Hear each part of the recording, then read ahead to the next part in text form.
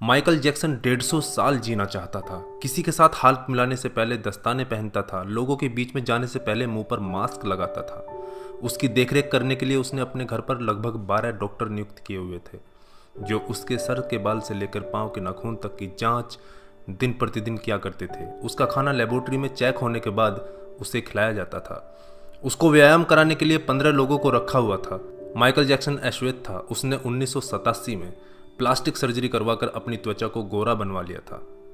अपने काले माँ बाप और काले दोस्तों को भी उसने छोड़ दिया। गोरा होने के बाद उसने गोरे माँ बाप को किराए पर लिया और अपने दोस्त भी गोरे बनाए। शादी भी गोरी औरतों के साथ की। नवंबर 15 को माइकल ने अपनी नर्स डेबी रो से विवाह किया, जिसने प्रिंस माइकल जैक्सन जूनियर और पेरिस माइकल कैथरीन को जन्म दिया। वो 150 साल तक जीने के लक्ष्य को लेकर चल रहा था। हमेशा ऑक्सीजन वाले बेड पर सोता था। उसने अपने लिए अंगदान करने वाले डोनर भी तैयार कर रखे थे, जिन्हें वह खर्चा देता था ताकि समय आने पर उसे किडनी, फेफड़े, आंखें, किसी भी शरीर के अंग की जरूरत पड़े तो वह उनको आकर दे दें। उसको लगता था कि पैसे और अपने रसूख की बदौलत मौत को भी चकमा दे सकता है, लेकिन वह गलत साबित हुआ। 25 जून 2009 को उसके दिल की धड़कन रुकने लगी। उसके घर पर 12 डॉक्टर्स की मौजूदगी में हालत काबू में नहीं आई। सारे शहर के डॉक्टर उसके घर पर जमा हो गए, वह भी उसे नहीं बचा पाए। उसने 25 साल तक बिना डॉक्टर से पूछे कुछ नहीं खाया था। अंत समय में उसकी हालत बहुत खराब हो गई थी।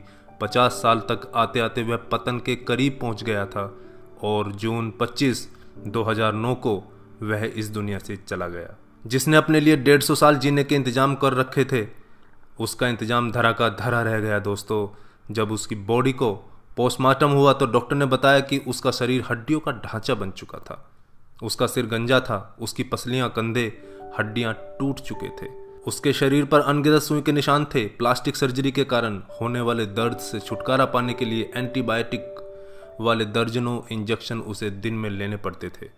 माइकल जैक्सन की अंतिम यात्रा को लगभग 2.5 अरब लोगों ने लाइव देखा था। यह अब तक की सबसे ज्यादा देखी जाने वाली लाइव ब्रॉडकास्ट है। माइकल जैक्सन की मृत्यु के दिन यानी 25 जून 2009 को 3:15 पर विकिपीडिया, ट्विटर और इंस्टा मैसेंजर सभी क्रैश हो गए थे। उसकी मौत की खबर का पता चलते ही गूगल पर 8 लाख लोगों ने माइकल जैक्सन को सर्च किया। ज़्यादा सर्च होने के कारण गूगल पर सबसे बड़ा ट्रैफिक जाम हुआ था और गूगल क्रैश हो गया था। 2.5 घंटे तक गूगल काम नहीं कर पाया था। मौत को चकमा देने की सोच रखने वाले हमेशा मौत से चकमा खा जाते हैं दोस्तों। कुल मिलाकर सार यही है कि बनावटी दुनिया के बनावटी लोग कुदरती मौत की बजाय बनावटी मौत ही मरते हैं। क्यों करते हो गुरूर अपने 4 दिन के ठाठ पर? मुट्ठी भी खाली रहेगी जब पहुंचोगे घाट पर। क्या हम builders, interior designers, caterers, decorators के लिए कमा रहे हैं दोस्तों? हम बड़े बड़े कीमती मकानों और बेहद खर्चीली शादियों से किसे इंप्रेस करना चाहते हैं? क्या आपको याद है कि 2 दिन पहले किसी की शादी में आपने क्या खाया था?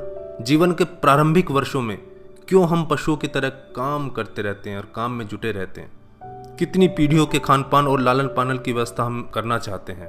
हम में से अधिकांश लोगों के 2 बच्चे हैं, बहुत का तो सिर्फ एक ही बच्चा है। हमारी जरूरत कितनी है और हम कितना पाना चाहते हैं, इसके बारे में जरा सोचिए। क्या हमारी अगली पीढ़ी कमाने में सक्षम नहीं है जो हम उनके लिए ज़्यादा से ज़्यादा सेविंग कर देना चाहते हैं? क्या हम सप्ताह में 1.5 दिन अपने मित्रों, अपने परिवार और अपने लिए स्पेयर नहीं कर सकते? क्या आप अपनी मासिक आय का 5% अपने आनंद के लिए, अपनी खुशी के लिए खर्च करते हैं? सामान्यतः जवाब नहीं में ही होता है। हम कमाने के साथ साथ आनंद भी क्यों नहीं प्राप्त कर सकते दोस्तों? इससे पहले कि आप स्लिप डिस्क का शिकार हो जाएं, इससे पहले कि कोलेस्ट्रॉल आपके हार्ट को ब्लॉक कर दे, आनंद प्राप्ति के लिए समय निकालिए मेरे दोस्तों। हम किसी प्रॉपर्टी के मालिक नहीं होते, सिर्फ कुछ कागजातों, कुछ दस्तावेजों पर अस्थायी रूप से हमारा नाम लिखा होता है। अगर भगवान ऊपर है तो वो हमें देखकर हंसता होगा। वो सोचता होगा कि हम कैसी कैसी बातें करते हैं जब हम कहते हैं कि मैं इस जमीन के टुकड़े का मालिक हूं। किसी के भी बारे में उसके शानदार कपड़े और बढ़िया कार देखकर राय कायम मत कीजिए। हमारे महान गणित और विज्ञान के शिक्षक स्कूटर पर ही आया जाया करते थे। धनवान होना गलत बात नहीं है, लेकिन सिर्फ धनवान होना गलत है। आइए जिंदगी को पकड़ें इससे पहले कि जिंदगी हमको पकड़ ले। एक दिन हम सब जुदा हो जाएंगे, तब अपनी बातें, अपने सपने हम बहुत मिस करेंगे। दिन, महीने, साल गुजर जाएंगे, शायद कभी कोई संपर्क नहीं रहेगा।